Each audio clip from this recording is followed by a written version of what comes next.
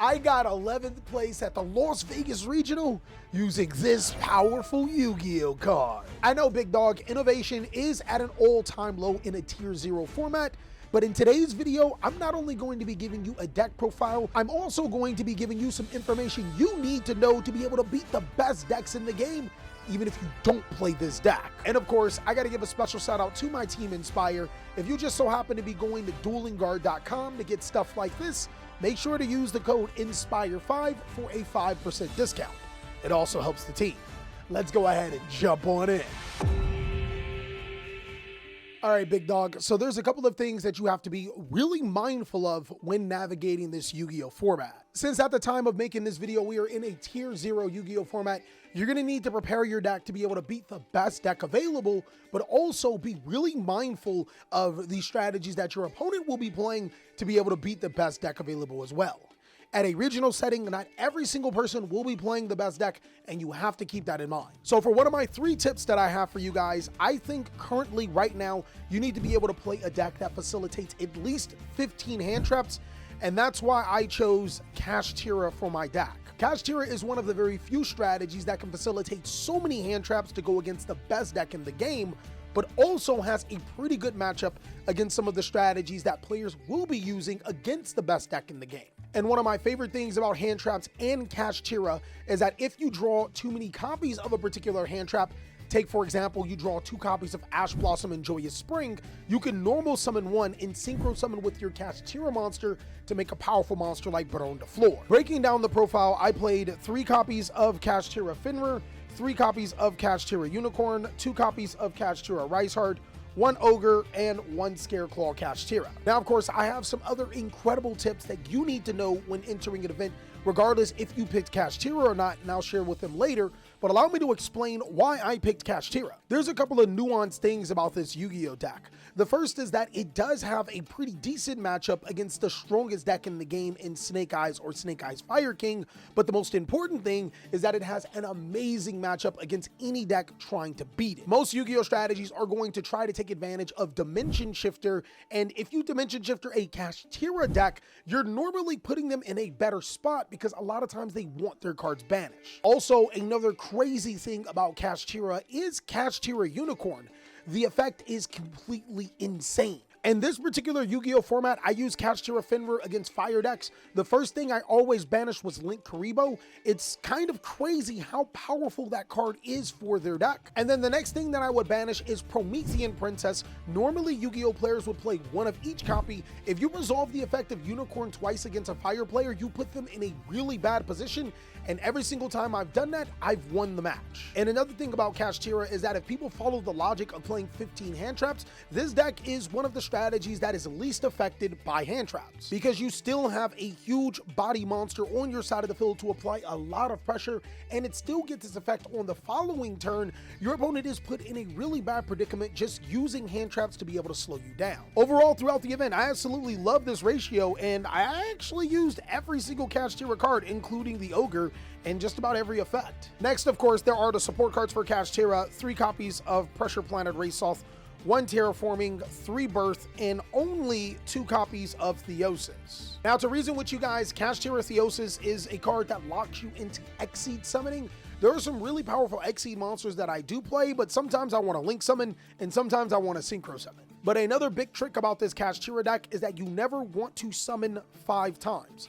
This deck is a strategy that easily loses to Nibiru the Primal Being, so anytime you're playing your Kashtira combo, stop at 4 summons. It makes your opponent incredibly frustrating. The last Kashtira card is the Kashtira Preparations. It's searchable through Ogre, and a lot of times your opponent will be able to break your board, so you use Preparations to bring back the Kashtira Finra, or if your opponent is using cards like Infinite Impermanence, you trigger Preparation to look at their hand and a lot of times it's better than a Triple Tactics talent. It wins you the game. But ironically, this actually brings me to a next point of deck building inside of this format.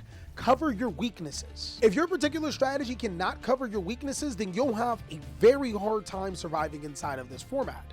With Kashtira, sometimes it can be consistency, sometimes it can be a way to stop an opponent's important card like Evenly Matched. So I actually found a way to be able to supplement both of those, and it's through a crazy engine. Ironically, I actually played the Diabellstar engine with 1 copy of Black Witch, 2 copies of Seeker, and 1 copy of Sinful Spoils Betrayal. Easily, the Black Witch engine is ridiculous. So ironically, there are a few things that the Black Witch engine has going for when it comes to this deck. Diabellstar is a free level 7 monster that you can search from your deck to your hand in case you need to push for an Xseed play. But Diabellstar also just so happens to solve another Kashtira problem. Sometimes you want Kashtira monsters or cards off of your field or hand and into the graveyard. The package also serves as bait. If you lead off your opening line with Wanted, your opponent is more likely to Ash Blossom that, which leaves cards like Kashtira Theosis and Unicorn free to do whatever they want. And of course, another basis that is knocked off with this card is Sinful Spoils of Betrayal Severa. There are a lot of times I use Diabellstar Witch not as an extender, but as a form of negation. Summoning her to the side of the field gets you Severa, and Severa allows you to permanently negate any card on the field. And keep in mind, Wanted can not only cycle back the Diabellstar if you need to make another play, it also shuffles back in Silvera to be able to draw another card, helping you out with consistency a little bit. Now granted, I understand that some people probably can't afford this particular engine or probably don't want to play it. It's perfectly fine. I don't think that this engine is mandatory for Kashtira, but I wanted to be innovative and try something new with the deck that just so happened to be pretty successful. Now you could drop this engine to go to a more standard version of Kashtira, which would play another Rise Heart inside of the deck, and ironically enough brings me to my third point when it comes to deck building.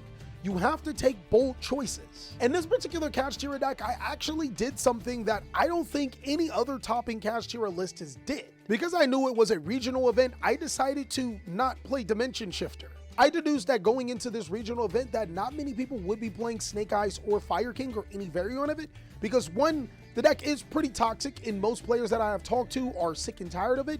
B, the deck is also incredibly expensive, something that not a lot of players can get a hold of. And C, a lot of people just want to beat the meta. With that being said, I expected a lot of players to play decks like Monadium, Flu, Branded. Ironically, I did go against those particular strategies, and not having the Dimension Shifter inside of the main board really did help. Another thing that I noticed a lot of Yu-Gi-Oh players is that they switched from the Fire King version to the Snake Eyes version, and they're playing the new Field Spell card to help them play around cards like Dimension Shifter. I can tell you, every single time that I did play against a Snake Eyes player, they always searched the Field Spell card, and they always were cautious of Dimension Shifter.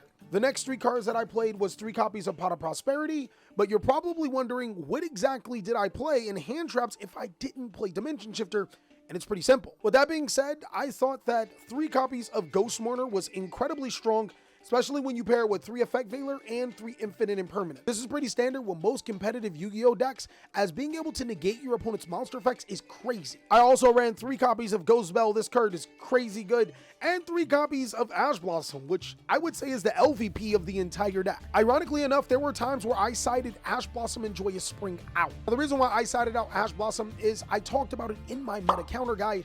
You want to use it to be able to stop the Snake Eyes effects from summoning from the deck. But the problem with that is that the Snake Eyes strategy oftentimes has enough extenders to be able to make Hida, and then use Hida to summon out your Ash Blossom and make Promethean Princess. And not only is that a huge problem for Kashtira, you also just turn one of your cards that's supposed to stop your opponent into a particular time to help your opponent. Unfortunately, we are in a Yu-Gi-Oh format where it feels like you have to play at least 15 hand traps because you need at least 2 in your opening hand to be able to stop your opponent. And I personally think that these were some of the best available for this particular deck. Moving on into the extra deck, it's pretty simple. The lineup consists of 1 Divine Arsenal, 1 Star Slayer, 1 Dark Armed, 1 Red Eyes, 1 Big Eye, 1 Shangri Era, and 1 Draco Sack for the Xseeds, 1 Blackluster Soldier, Soldier of Chaos, 1 Donner Dagger for hire, of course, the Decode Talker package, SP Little Knight, and Baron de Fleur. A couple of things to say about this particular extra deck. Ironically, I used every single Yu-Gi-Oh card. The trick about using the Kashtira extra deck is when to use these particular cards.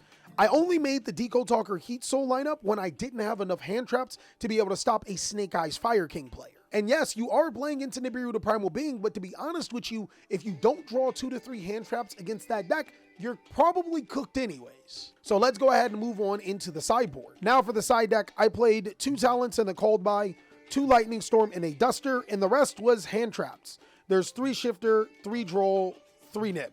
I play Lightning Storm and Harpy's Feather Duster because I absolutely feared the anti-meta stun deck that players are using. And by far, Triple Tactics Talent, Call by the Grave, and Dimension Shifter were probably some of the biggest busts in my side deck, though I would still keep the Shifter. Everything else in the deck performed exactly how I wanted to. If I had to make any changes to the side deck, I would drop the Tactics and the Cold Buy and play Ghost Ogre and Snow Rabbit. I think in this particular format, you either need to play Hand Traps or Board Breakers. There's no real mix of the two. And Ghost Ogre is actually a secretly powerful Yu-Gi-Oh card.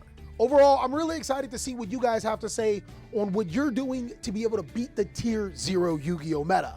Of course, if you want to see more amazing content, be sure to check out these videos so I can catch you on the next one.